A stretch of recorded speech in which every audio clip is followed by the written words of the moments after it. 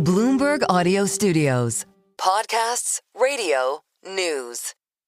Over the last decade, a new tourist attraction high in the Andes Mountains of Peru has become a viral sensation. It's called Rainbow Mountain. You've probably seen these stunning rainbow-colored mountains online. One of the most colorful hikes in the world. After years of seeing it look like a splatter of Skittles on social media, I flew to Peru and hiked up to... Rainbow Mountain is one of Peru's most iconic tourism destinations. And you've probably seen it on social media.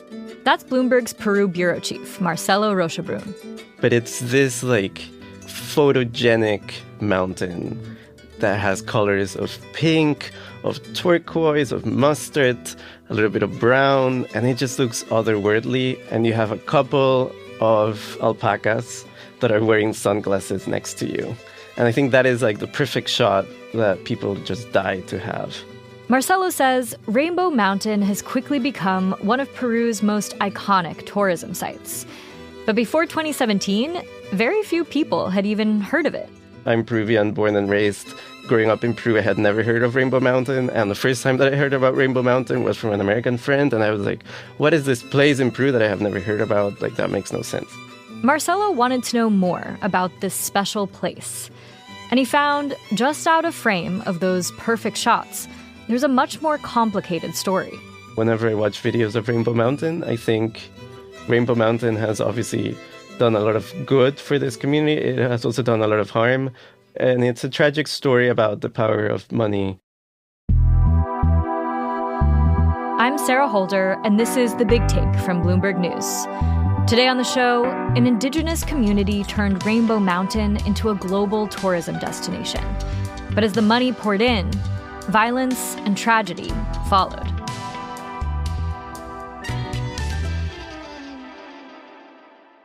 There's a story people like to tell about how Rainbow Mountain became such a popular place to visit. There's this myth that originally Rainbow Mountain was a glacier, and because of global warming, that glacier melted. The mountain is very high up, so it is reasonable that it would have been covered in snow, but it melted and it revealed these gorgeous colors. But Marcelo says the real story isn't quite that cinematic. I went through the satellite imagery, I talked to experts, and it turns out that it was not a glacier throughout the 20th century. That the reality was that it became viral in the way that viral things become, and it's hard to pinpoint a reason. The rainbow colors come from mineral deposits, and like many other mountains in the Andes, this one has been considered sacred for thousands of years. Rainbow Mountain is at a very high elevation, about 16,500 feet. That's more than twice the elevation of Machu Picchu. For years, the only way to get to Rainbow Mountain involved hiking for days. It just wasn't a destination tourists sought out. But Marcelo says that around 2017, that started to change. So one of the key people in sharing Rainbow Mountain with the world was a man called Flavio Illatinco. Flavio grew up in an indigenous community of about 500 people that sits beneath Rainbow Mountain. It's called Chihuahua. The indigenous communities that live around Rainbow Mountain, they all belong to the Quechua ethnicity. Most of them are Quechua speakers. And it's really the poorest part of the country. The southern Peruvian Andes have the highest poverty rates. People are usually devoted to subsistence farming. There are very few economic opportunities. The youth, when they finish school, they will usually try to leave. Flavio found work cooking for tourists, hiking the Inca Trail to Machu Picchu. And that gave Flavio some vision about the power of tourism. And he's one of the first people to realize that the Rainbow Mountain has the potential to attract tourists. It could attract tourists if they had a road to get there. And Flavio persuaded other members of the community to help build one. A lot of what went into building the road to Rainbow Mountain was digging by hand. There was limited machinery, but there was also a lot of work that had to be done by hand because of the small budget that they were working with. It was really an operation where the labor was coming mostly from local villagers. The road took about a year to complete, and it made it a lot easier for tourists visiting Cusco to make the trip to Rainbow Mountain. By building that road through his own community, he could cut down the time it takes to get to Rainbow Mountain to 3 hours. And so a tourist could wake up at 3 in the morning, 4 in the morning, and go see sunrise at Rainbow Mountain. And that was the thing that really transformed this tourism destination, because now it was accessible to the masses, not just to hikers. And soon the masses came from all over the world. And with them came a lot of money. Rainbow Mountain is on land that belongs to the indigenous community of Chilliwaні. They charged hikers an entrance fee to visit, 20 soles for locals and 30 soles for foreigners. Both amount to less than $10. It was a volume game. It was not about charging every person a lot of money. It was about multiplying that money by a lot of people. Hundreds of thousands of tourists a year, about 1,000 tourists a day. So when you start multiplying the money, it really adds up to millions of dollars that are suddenly trickling in. It's all cash. It's all unregulated. Who is collecting that money? The entrance tickets are being collected by a centralized part of the community, but the other services being offered in the mountain are just collected by every individual member, depending on what they're doing. So the road doesn't get all the way up to Rainbow Mountain, so you have to still hike a mile or two, but you can hire somebody to take you on horseback. And so in that case, you're paying money to another local person, you're selling food. So it is really a cash-heavy business, and it's generating millions. For a rural indigenous community like Chilliwaní, having this new source of revenue had the potential to be transformative. It becomes a lifeline, really, in a place that had no lifeline before. It's really a transformative amount of money. It puts people not just out of poverty, but it allows future generations to live better lives, to go to university, and to get the opportunities that they otherwise would not have. The dream Flavio had pitched to his community had started to come true. He was hailed as a visionary. Some people even cried when they saw tourists arrive for the first time because they didn't thought that they would come through the community of Chilliwaní ever. And it really emboldens Flavio, and he becomes the leader of the community of Chilliwaní. But all that tourist money also brought new problems for the community, and new scrutiny for Flavio. The dark side of Rainbow Mountain. That's after the break.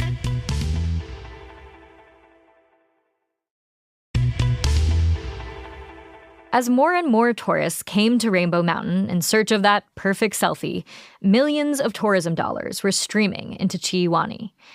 But Bloomberg's Marcelo Rochabrun says managing that money proved complicated. There is no concrete plan about what to do with it, how to accumulate it, how to reinvest it, how to manage it, or how to be transparent about what is coming in.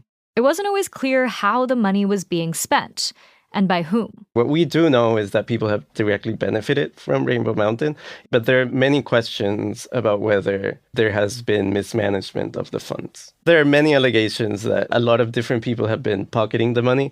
So because of that, there are factions that start to emerge.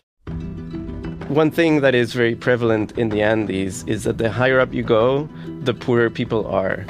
And that is because fewer things will grow, and that leads to fewer economic opportunities. Flavio Iatinco was part of the upper part of the village, a neighborhood called Yacto.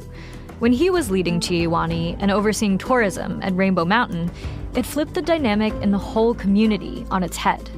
A resident from lower in the valley, Cecilio Quispenoa, started to push for a different approach to managing the mountain. So you have Flavio, whose vision is to share this money with the community and to work alongside the government for it to be taxed, for it to be more transparent.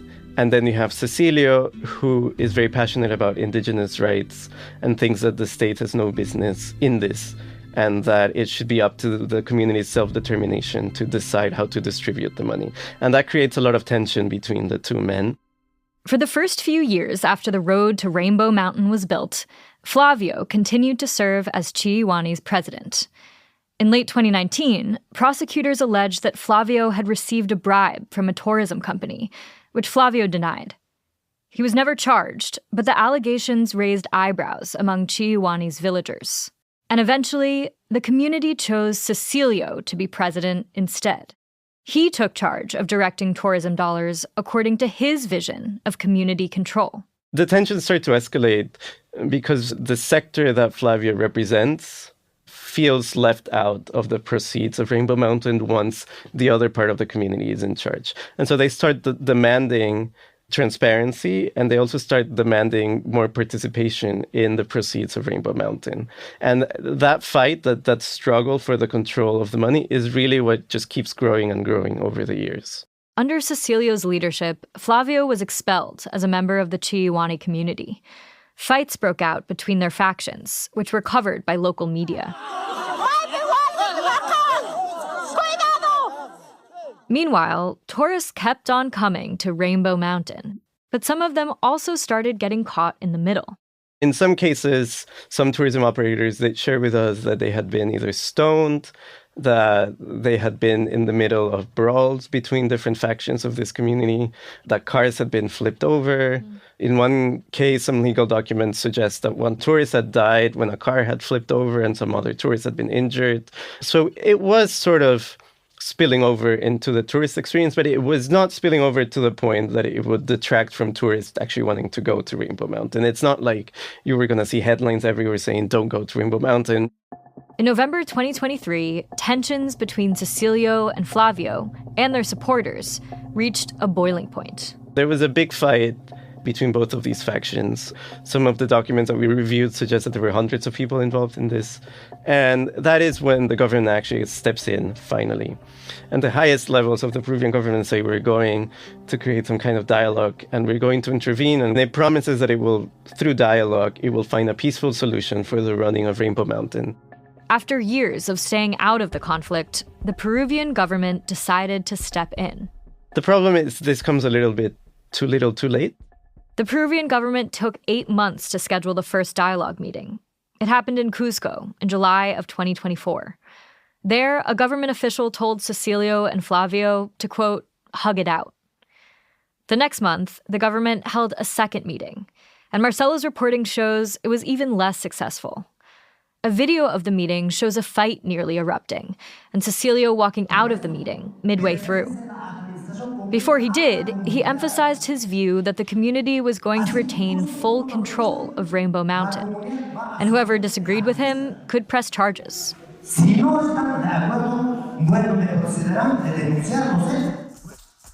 After the meeting, tensions at Rainbow Mountain kept escalating. A local public safety official contacted the Cusco police multiple times, asking for more officers on the ground to keep villagers and tourists safe. After Cecilio and Flavio came home from that August meeting in Cusco, the official reported another confrontation between their camps. But when officers showed up, a mob of about 70 people scattered. There were no signs of violence, so the police left. This is happening like on private land, on a tourism site operated by what amounts to a private company, which is an indigenous community. So the state is not really involved in any way.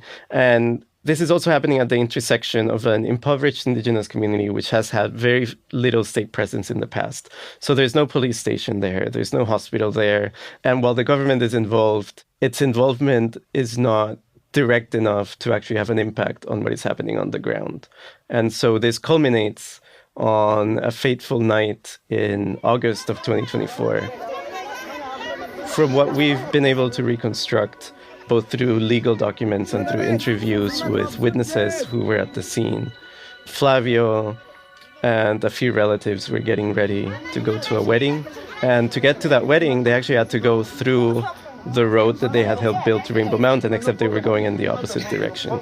And because Rainbow Mountain is a destination that is mostly frequented by tourists in the morning, by the afternoon there are no more tourists. And so it is around this time that Flavio is in a motorcycle going down to another town to attend this wedding, when he's ambushed, Flavio and his relatives, allegedly by a mob of about 70 people made up of his own neighbors, other members of this village.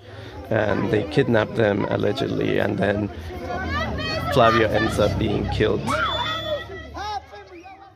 Flavio was found stoned to death. His relatives survived, and 2 of them shared details of the attack with Marcelo. What happened to Flavio was just the most tragic result possible of what had started as the great hope of Rainbow Mountain, the great hope that tourism would transform and make this community better for generations to come. Marcelo says it's made many members of the community see Rainbow Mountain not as their miracle to get out of poverty, but as a curse. Those factions did not exist before the money came in. And it was just this influx of money and the struggles to properly manage how much money was coming in for the benefit of everybody, and the lack of finding a mechanism for proper oversight, whether within themselves or with the help of the state, that led to this tragic result. 13 people have been sent to jail for their alleged role in killing Flavio and kidnapping his family. They all deny wrongdoing. The prosecutors acknowledge that they don't actually know who may have thrown the particular stone that ultimately killed Flavio, but they suspect that all these people participated in the mob. And one of the people detained right now is Cecilio, who was president of Chillihuani at the moment of Flavio's killing. In response to the allegations against him, Cecilio and his defense have said he was nowhere close to the attack, but rather in a neighboring village. For now, the community of Chillihuani has settled into an uneasy peace. There haven't been any more altercations in the route to Rainbow Mountain, but there also hasn't been a long-term solution of any sort. There are state organizations trying to broker one, but there hasn't been a proper resolution to this. You spoke with some of Flavio's family members, including his son and his mother. How do they feel about Rainbow Mountain and all that it's brought now? I think it's really hard for them to even go to Rainbow Mountain. It's a place that recalls a lot of grief for them. But even they recognize the benefits that Rainbow Mountain has also brought. And they're not calling for the shutdown of Rainbow Mountain or anything. They're not telling tourists not to come. Flavio's family very much wants Flavio to be remembered, to be associated with Rainbow Mountain, and for tourists to ask, who was Flavio Illatinco and why did he have to die? But most of the tourists who come to Rainbow Mountain don't know Flavio's story. I think tourists sometimes overlook that they are not just visiting a mountain, they're visiting an area where people live, where families live. And tourism has consequences, both good and bad. And that as a tourist, you need to be aware of what those are. So in this case, in the case of Rainbow Mountain in particular, you're bringing desperately needed money to an impoverished community. But what tourists sometimes overlook is like, what is happening with that money? Is that money being used mainly for the benefit of everybody, or who gets to control that money? And is there any transparency behind how that money is being used? And it's also a lesson for the Peruvian state that it should do more to ensure that it can meet its obligations to protect the Peruvian people. One thing that has been happening is that there are new rainbow mountains popping up in the Peruvian Andes. So it turns out that this rainbow mountain is not the only one. Come with us to explore this alternative rainbow mountain on your own. A rainbow mountain here in Peru that nobody seems to know about. Just as beautiful, a bit different, and you'll likely be the only people there.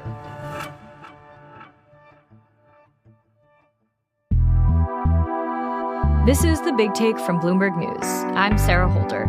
To get more from The Big Take and unlimited access to all of Bloomberg.com, subscribe today at Bloomberg.com/podcast offer. If you like this episode, make sure to follow and review The Big Take wherever you listen to podcasts. It helps people find the show. Thanks for listening. We'll be back tomorrow.